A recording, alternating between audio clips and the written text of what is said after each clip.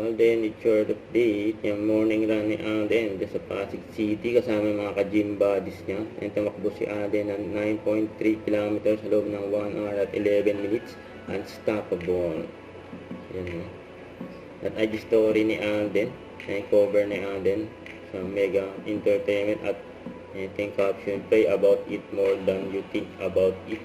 Yun, babati ni Alden. Hey, happy birthday. Hope to see you soon. God bless you. Sa interview ni Alden. Education kasi madaming facets eh. Hindi lang siya about going to school. There are a lot of facets when it comes to encouraging kids to read, to write, to do all the old school stuff. Kasi parang at some point, for some reason, naiiwan na siya eh. Nakakatuwa, sobrang happy kami sa performance ng registration.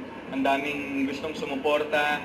Also, I'm very excited to announce na ang daming mga kaibigan ko sa industriya ang sasama sa atin dito. Pero isusurpresa ko kung sino-sino sila. If you set your priorities properly and with the way I live my life right now, you put purpose first before anything else, everything else follows. And always keep your faith and si Lord na bahala sa lahat.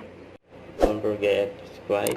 Click the notification bell for more updates. This is with Charlie Action Live. Stay tuned for more videos. See ya.